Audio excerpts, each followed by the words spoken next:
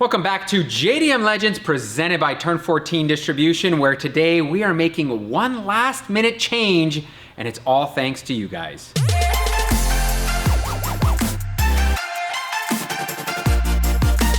That is right, everybody. It is time to take the RB26 apart, not fully, just the timing area and the oil pan off one more time. That's because so many of you got into my ear. You did it, you won. And that is because, well, we are installing this. This is a billet oil pump gear from Boundary Oil Pumps and Gears. And really, it's the one remaining piece of the puzzle here right now on this engine that could potentially fail with our N1 oil pump, the brand new pump that we installed. A lot of you came out and said, you know what?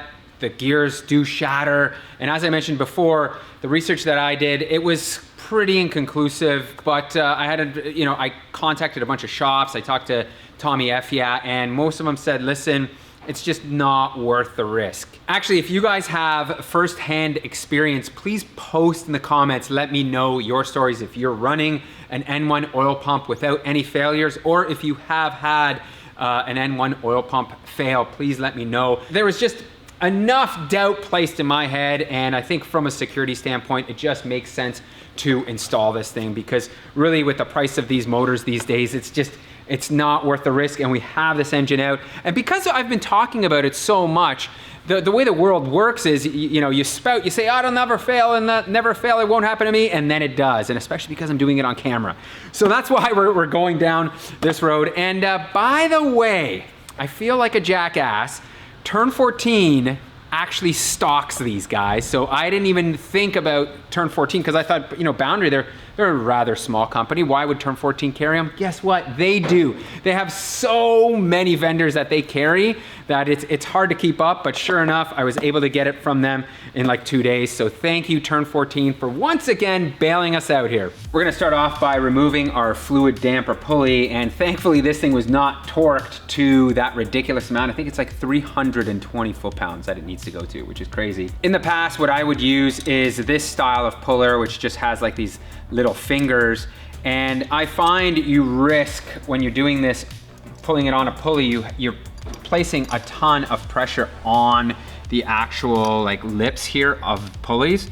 And you know what, like these pulleys are certainly not cheap, that this isn't the right way to do it, so we decided to invest into a proper tool that ironically Fluid Damper makes, and this is a Fluid Damper pulley removal and installer tool. And as you can see, it bolts on here very, very nicely. It is a professional grade tool made of high quality metals. I think it's like what? 4140 high strength steel, bro. That's right, made in the USA. And you can see now that it's bolted on here, all I have to do is just start turning this and it is gonna start pulling the pulley off so smoothly. I don't have to worry about having everything aligned. You can see, so the way this works is there's a pin, a centering pin there, and this goes on here, and then this goes into the crank there. Now to the crank, yeah, and it works so well, as you guys just saw. So now it is time to get on to removing all of this again, including the oil pan. We'll see how this Honda Bond is held up.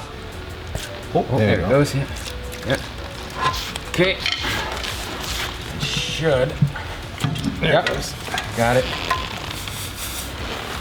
Now that we are world experts on removing and installing GTR oil pans, it's interesting to see how the Honda Bond performed compared to the stuff we used before. The Permatex Black, yeah, right? Yeah, Permatex Black, which, as you guys might recall, in these little grooves, it didn't harden.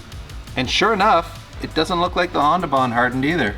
Oh, wow, man. So I just have to assume that this design needs a heat cycle for that stuff to harden, because this has sat quite a while now, because this sat over the holidays. Yeah, so 3 weeks. It's been sitting here for 3 weeks, so if it was gonna harden without heat, it would have hardened. So I have to assume that by design, this doesn't harden until it's had a heat cycle, and maybe that's a good thing. I really don't know.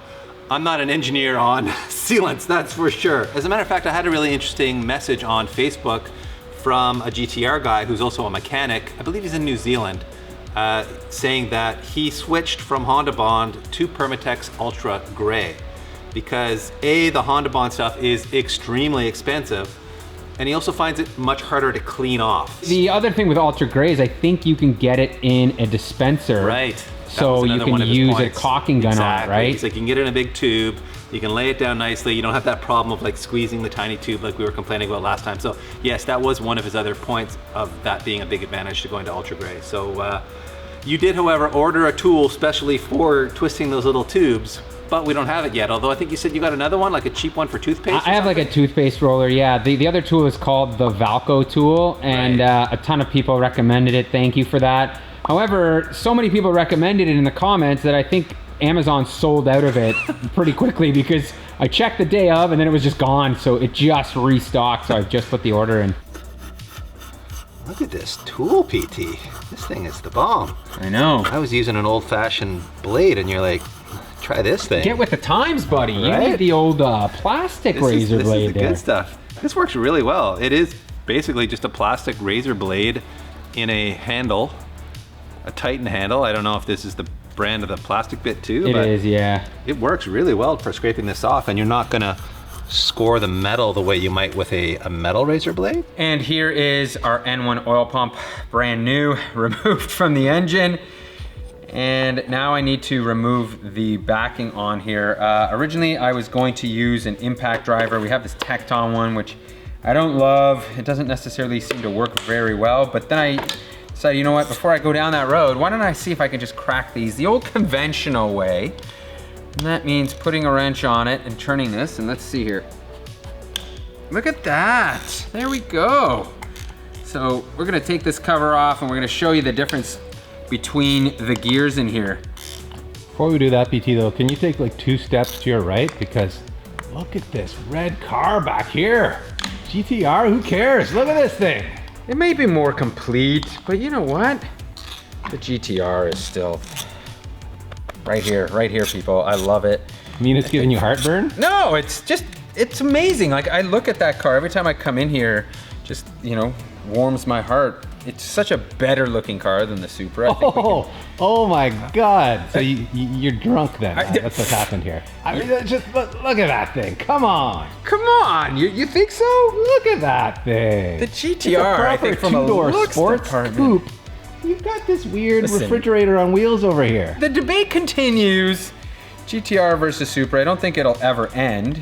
Even after we finish these projects, people will still continue to tell me the 2J is better, the RB is better. And look at, speaking of awesome, look at this. Well, here is your original gear here. And I mean, you know, let's pull this out. You can see how an oil pump works. It's actually quite brilliant. It's a very simplistic device here. Let's see if I can pull this out here. And there it is. Now let's have a look at the boundary ones here. This one looks like it's been almost shot peened. Can I say that? I don't know. I'm probably could be to harden it, talking out of my butt here, but you can also, if you look here, here's an interesting difference. The contact point right here that's on the crank is kind of like relieved on the sides here, and on this one it's much flatter and bigger. And I think what happens, stress risers. Well, you know what this, so I think when you're bouncing the limiter, this is what shatters them. When you smash the limiter, the corners here start to get stress cracks, and they run out, and that's where they break. And I think they've designed this here so when you do smash the limiter, it doesn't necessarily start smashing into the gear and placing that pressure on here. So I think, this is all hearsay. I have done zero research just into this, but that's my theory on it, you know? It's like everything on the internet, it's all a theory. One quick thing I wanted to show you was this is the factory oil pump that came off that R33 engine, and if you look closely on the actual gear here, you can see the abuse it's taken on the inside. So this is certainly a real thing, and it does happen if you're bouncing your rev limiter or just, you know, driving the car hard. You can see the crank is beating up this gear, which eventually leads to that fatigue failure. I realize some of you guys might not know how the oil pump actually works and how it feeds oil, and it's pretty brilliant. What happens here is the oil enters, I don't know if it's from this side or this side, but what it does is it actually goes, see these gaps in between the gears here? So it gets vacuum forced into there, and as this spins, it closes up here and pushes it out. So it comes in, goes in here and comes out. And that's how your oil pump works, which is Dude, you know what that's like? Pretty like brilliant. A rotary engine. Oh, don't even go there, dude. Don't even go there. Instead of a spinning triangle, it's a spinning gear, but there you go. It opens on one side and closes on the other. Yeah, and yet they couldn't figure out how to build an engine like this, but they figured out how to make a pump, which is great. Last piece of the puzzle is to thread lock these bolts. I actually did read a story where somebody had these back out. I don't know if it was from the factory or not, so you know, we're just future-proofing stuff. And you can see I am using a new Permatex orange thread locker. This is like a hybrid setup, so it actually has a very strong locking property, but it does break loose much easier than the traditional like permanent stuff. So you kind of get the benefit of a permanent thread locker without the worry of these will never come out if we do have to remove them again, which I hope we never ever have to. All right, I think that is tight. I don't have a torque spec for you guys on this, and unfortunately I couldn't find one, so we just went for the good and tight method. Now we have kind of taken any of the weaknesses of the oil pump out. We now have these billet gears, and we've Loctited these bolts. So other than me over revving the hell out of this thing, this oil pump should be rock solid now. So I think it is time we put this all back together. Oil pump is on, timing belt is on again, and I've got a question for you guys. I've asked around and everybody seems to have a different method on how to set the tension on the timing belt. I'm going as per the manual that we have, which states you gotta rotate everything around twice, and then after that, you can see this pulley, this is your tensioner here with the spring. This is loose right now, so I don't have this tightened. And this is essentially where your tensioner, how you tension the belt. So I've gone around once, let's go around one more time here. And now we are coming to top dead center for a second time. I am tempted to just give this a little bit more tension, but I don't know. Should I leave it DP? Or? Hey, just follow the manual, man. Follow the manual. I know. You're all, and I think that's always the struggle in this type of situation is you kind of feel like more is better, but I don't necessarily think it is. Some people say put this at the 12 o'clock position, but that is where you have these types of failures where, you know, the cam gears can snap off there. You're just putting unneeded load onto here. You know, the upside to doing this job again is we have now read your comments from before and we can apply some of the tricks that you guys told us about. This is a toothpaste roller and some of you recommended it, and I think let's see how it's gonna work here, if it works well or if it doesn't. Oh man, I don't have this centered. And this stuff's a lot thicker than toothpaste. It is, yeah, and I did heat it up, which, by the way, was another suggestion you guys made, is like run it under hot water or soak it in hot water, which is gonna make it more malleable. And, oh, there it is. Okay, so now we're starting to come out here. Let's see. So, you know what? Twisting it, though, honestly, this isn't, I'm gonna say this is a fail for me. This is not working any better. Ah. So I've ditched the actual contraption. You can see this does actually work pretty decent if you do it this way. Yeah. And so it's much better. I feel a little bit of weight has been lifted off of my shoulders with that oil pump done and complete and everything back together. And it really wasn't a difficult job. Didn't take us too long, right, DP? No, it wasn't terrible. Another item that I kind of wanted to do, but I figured I was short on time and now I had the chance to do, is replace a lot of these hoses, these coolant lines on the RB. You can see these ones specifically here, they've like swelled. So they're certainly on borrowed time.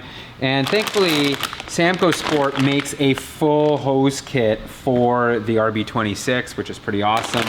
You can see I've gone in this like matte gray, which I think may complement the looks here quite nicely. So let's get all these guys bolted on here and I'll show you what it looks like.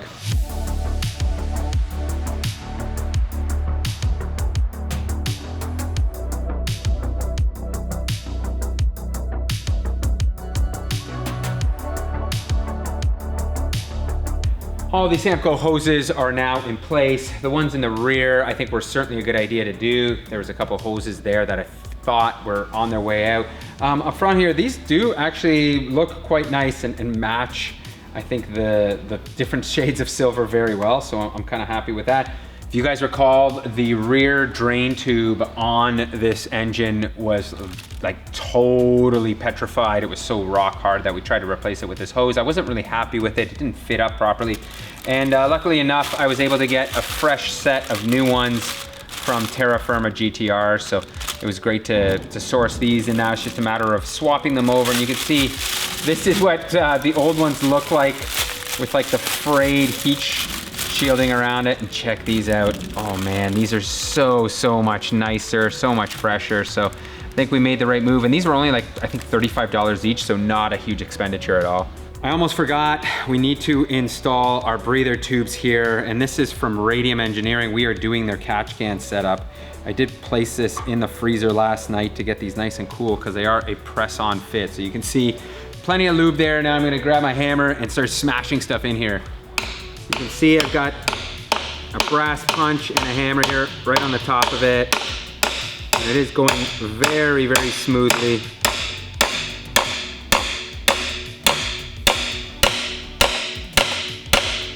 Whoa, look at that. That's it. And I think I gotta give a shout out to LZ, Adam, because I think he did this, and that's where I saw this, because I've been watching his R34 videos.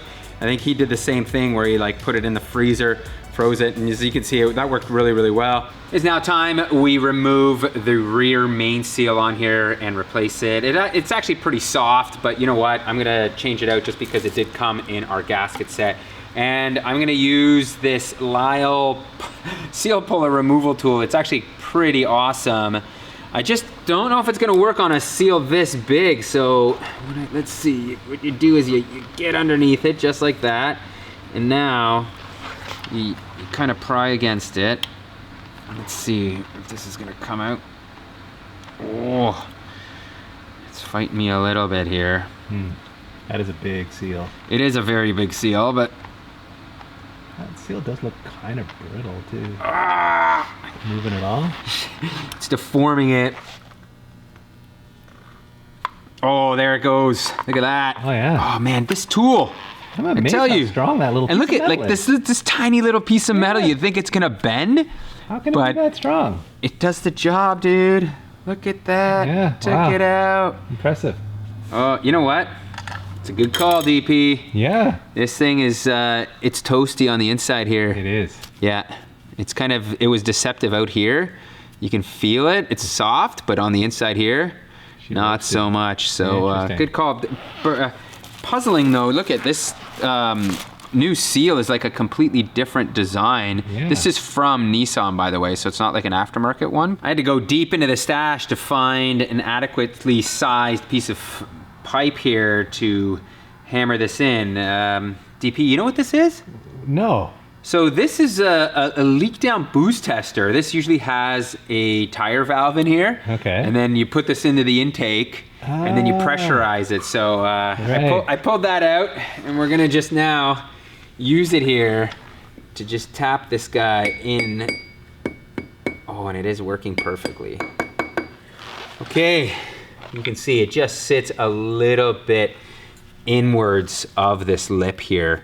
So I feel like we've got it pretty damn close to being perfect all the way around. So quick note, when we checked the R34 engine, it also had a black seal like this. So I assume this is the updated one. This is certainly a first for us. We are going to try to pre-lube this engine, and usually what you would do is do that right before startup, because the oil will drain back and you will lose all of that oil pressure that you've built up through this. But really what we want to do here is pressurize the system to make sure we don't have any leaks, because having to pull this engine out again or having to fix stuff when it's in the engine bay is not what we want to do when we've got it right here. So what we've done is we've picked up this Jegs pre-lube oiler, and then we've dumped about 5 liters of our Valvoline 10W30 synthetic VR1 oil, and we're using this because it's high zinc. So this is a good way to, when we initially start this car up, just to get a bunch of zinc flow and protect a bunch of the metal parts. And we will be draining it to a heavier weight. So before you guys go and start chirping me for running 10W30, that is not the weight that we're gonna be running. You know, the guys at Motive DVD recommend a 10W60, whether you're driving around on the street or you're ripping on the racetrack. So that's ideally probably what we're gonna go with. The way this works is we pressurize the system first. So we gotta like pump this little keg up here. They say with 75 PSI, and then after it has 75 PSI, you're only supposed to crack it for 3 seconds. I don't really understand how in 3 seconds you're gonna put 3 liters of oil into this whole system, or 5 liters of oil into this system. So what we're gonna do is just start off by doing what they say. They also recommend pulling a valve cover and watching. As soon as you see oil coming up through there, that means the system is pre-lubed. But we're just gonna try it and we're gonna see how this goes. I'm gonna go to 60 PSI because it says a max of 75. So let's just do 60. And then we'll crack this thing open, we'll see what happens. Oh, Jags. Something's leaking. You're leaking. The release valve here is leaking. Well, that's not great. No, that is not great. And it runs down to 40 PSI. We might be stuck with 40 PSI. I gotta hold my finger on here. So we're at 55 here, so I'm gonna crack this open for 5 seconds. Let's see what happens. 1, 2, 3, 4, 5. And the pressure's not dropping by much, dude. So that's good. yeah, I think it just doesn't make sense. That much oil cannot flow through that tiny hose in 5 seconds. No. Doesn't make sense to me. It doesn't make much sense to me either. So really what you would want to have is an oil pressure gauge mounted somewhere other than here, so you can see what the pressure is. Or a way to see how much fluid is left in the can too. Like, yeah, there's no real way to see the fluid here, but let's see. I'm gonna just crack this open again, and it is going down, so it is moving. Okay. So things are happening here. So yeah, we'll let this work its magic for a couple minutes. Oh, I hear something. I hear a leak too. Oh, we got a leak here. Look at this. Oh, it's coming out of the return. Oh, my return line here is puking. Oh, the turbo. Bad news here. It is not the bottom drain tube. It is the top fitting on the turbocharger. Oh man. That it is running down on. So can you get a wrench on it? Dude, we're gonna have to, because that would mean having to pull all of this, and that's not gonna happen. Come hell or high water, build is turning into a 7-week engine build. We're gonna have to figure this out. But here's the thing: like, imagine we had this engine in the bay, and this happened. Like, trying to get at this now. Oh, dude, I can't even. That's already giving me nightmares. So, yeah, I'm gonna see what we can do here. I think I might be able to get a wrench onto there. So I ended up pulling the water line that runs to the turbocharger here in hopes of getting some type of wrench up into this area. The wobble head would be my best option, but unfortunately it just hits the turbine here, so I can't get this in. This I've been kind of able to just like squeeze it in here, and it's close, but you can see there's just so little room here for movement. 1 eternity later. Quarter turn at a time here. It was loose. It was like not finger loose at all. It was kind of tight, but not tight enough. So we'll chalk that one up to human error. I can see the gap is closing there. Or I shouldn't say human, I should say my error. That is my bad, DP. That's a Peter error. They happen. Yeah. Happens You know to what? the best of us. Why does the Peter error have to happen somewhere here where I have to take half the rear turbo off here? Why couldn't the Peter system, the error happen here? I know. Or it was just leaking a little bit, and Yeah. that would have been it? No, it's literally the hardest to find fitting in the whole of course, yeah. engine bay. I kind of feel, yes. This is probably the worst fitting that we could have had to leak. And that's why we did the gears, because I mentioned it, I talked about it, and then if I didn't do them, I bet you that the pump would have blown up on us. So it's Murphy's Law. It's just the way of the lay of the land here. So I'm gonna keep tightening this, hopefully to the point where, you know, I can get it snug and not snap the... I was gonna say, just don't shear that bolt. I know, man. Well, that's like, it's tough because I don't have a good sense of like how much I'm turning because of, you know, I'm using such a long wrench here. So we just hooked up the oil lines and now we can actually test this here to see how this works. Thanks. I'm gonna email Jegs, by the way. This is unacceptable, guys. So let's crack this open again. And let's watch. I can hear things happening.